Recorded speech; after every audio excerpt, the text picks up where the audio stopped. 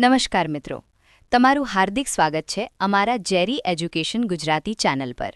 Video શરૂ કરતા પહેલા વિડિયો ગમે તો લાઇક જરૂર કરો, તમારા મિત્રો સાથે શેર કરો અને અમારા ચેનલને સબસ્ક્રાઇબ કરીને બેલ આઇકન દબાવવાનું ભૂલશો નહીં, જેથી દરેક નવી વિડિયોની નોટિફિકેશન તમને સૌથી પહેલા મળે. ચાલો મિત્રો, હવે આજનો મહત્વપૂર્ણ ટોપિક શરૂ કરીએ. તો ચાલો આપણે આ ટૂલકિટનું પહેલું ખાનું ખોલીએ. આમાં એવા સાધનો છે જે આપણને સૌથી બેઝિક સવાલનો જવાબ આપે છે કે બાળકો આખરે શીખે છે કેવી રીતે. પાવલોવનો પેલો કૂતરા પરનો પ્રયોગ યાદ છે ને? ઘંટડી વાગે અને મોઢામાં પાણી આવે. વેલ, આ ખાલી પ્રાણીઓ માટે નથી.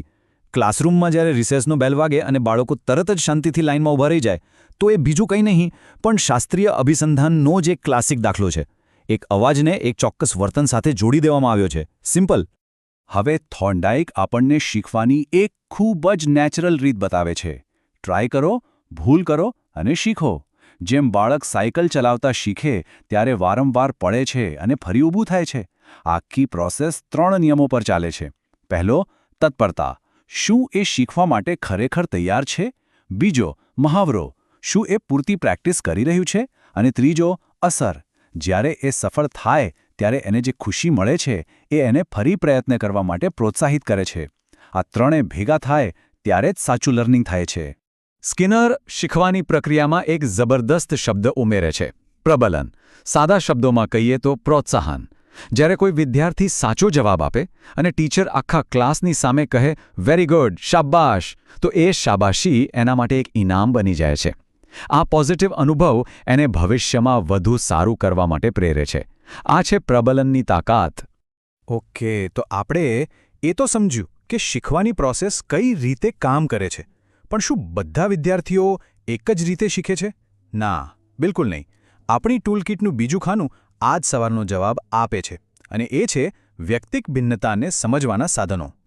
ફ્રાન્સિસ ગાલ્ટને એક ક્રાંતિકારી વિચાર આપ્યો કે દરેક વ્યક્તિ યુનિક છે.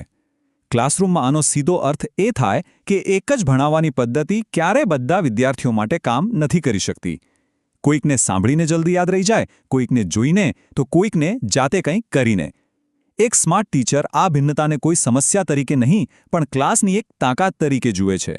બુદ્ધિને સમજવા માટે અહીં 2 અલગ અલગ નજરિયા છે. સ્પિયરમેન કહે છે કે આપણા બધામાં એક કોમન બુદ્ધિ એટલે કે જી ફેક્ટર હોય છે જે આપણી મોટાભાગની આવડતને અસર કરે છે. પણ ગાર્ડનરનું વિચાર તો જુઓ, એ કેટલો વિશાળ છે. એ કહે છે કે જે વિદ્યાર્થી ગણિતમાં નબળો છે બની શકે કે એ એક અદ્ભુત સંગીતકાર કે ચિત્રકાર બની શકે. એની મ્યુઝિકલ કે સ્પેશિયલ ઇન્ટેલિજન્સ ગજબની હોઈ શકે છે.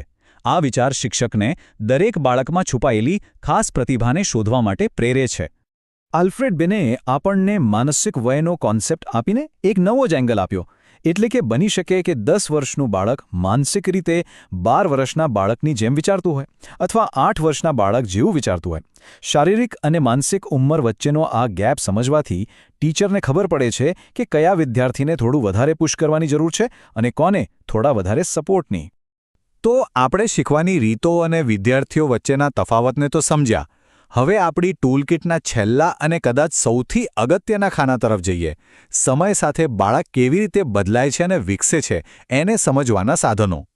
જીન પિયાજેએ એકદમ સાફ કહ્યું કે બાળકો કંઈ નાના વયસ્કો નથી હોતા, એમની વિચારવાની આખી સિસ્ટમ જ અલગ હોય છે. એમણે વિકાસના આ 4 સ્ટેજ આપ્યા. હવે આ સમજવું કેમ જરૂરી છે? કારણ કે જો તમે ત્રીજા સ્ટેજમાં હોય એવા બાળકને જે માત્ર નક્કર વસ્તુઓ વિશે વિચારી શકે છે એને ચોથા સ્ટેજના અમૂર્ત ખ્યાલો શીખવવાનો પ્રયત્ન કરશો તો પરિણામ 0 જ આવશે. સાચા સમયે સાચું જ્ઞાન આપવું એ જ તો શિક્ષણની કળા છે. જી. સ્ટેનલી હોલનું આ વાક્ય તો દરેક શિક્ષકે પોતાના મગજમાં ફિટ કરી લેવા જેવું છે.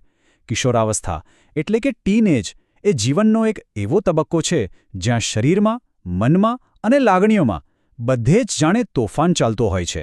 આ સમયે વિદ્યાર્થીઓ કન્ફ્યુઝડ, ગુસ્સામાં અને ઇનસિક્યોર ફીલ કરી શકે છે. એક સમજદાર શિક્ષક આ વર્તનને બળવાખોરી તરીકે નહીં પણ વિકાસની એક નેચરલ પ્રોસેસ તરીકે સમજે છે અને ધીરજથી માર્ગદર્શન આપે છે. અને છેલ્લે મેસ્લોનો આ પિરામિડ આપણને એક ખૂબ જ પાયાનું સત્ય યાદ અપાવે છે. જે વિદ્યાર્થી ઘરેથી ભૂખ્યો આવ્યો હોય અથવા જે ક્લાસરૂમમાં જ ડરેલો રહેતો હોય એનું ધ્યાન ભણવામાં ક્યાંથી લાગવાનું? જ્ઞાનની યાત્રા શરૂ થઈ પહેલાં તેની શારીરિક અને ભાવનાત્મક જરૂરિયાતો સંતોષાવી ખૂબ જ જરૂરી છે. પહેલાં પેટની આગ શાંત થવી જોઈએ, પછી જ મનની જિજ્ઞાસા જાગે છે. તો આપણે આપણી ટૂલકીટના ત્રણેય ખાના ખોલીને જોયા. આપણે શીખવાની પ્રોસેસ, વ્યક્તિગત તફાવત અને વિકાસના તબક્કાઓને સમજવાના સાધનો જોયા. આ બધા અલગ અલગ સાધનો જ્યારે ભેગા થાય છે ત્યારે બને છે એક શક્તિશાળી માસ્ટર કી. એક વાત ખાસ યાદ રાખજો, શૈક્ષણિક મનોવિજ્ઞાનના આ સિદ્ધાંતો ફક્ત પરીક્ષામાં માર્ક્સ મેળવવા માટે નથી. આ એ સાચું જ્ઞાન છે જે એક સામાન્ય શિક્ષક અને એક પ્રેરણાદાયક શિક્ષક વચ્ચેનો તફાવત નક્કી કરે છે. આ એ જ ચાવી છે જેનાથી આપણે વિદ્યાર્થીના મનના બંધ દરવાજા ખોલી શકીએ છીએ, એની અંદર છુપાયેલી અનંત ક્ષમતાઓને બહાર લાવી શકીએ છીએ અને એને માત્ર એક સારો વિદ્યાર્થી જ નહીં પણ એક સારો માણસ બનવામાં મદદ કરી શકીએ છીએ.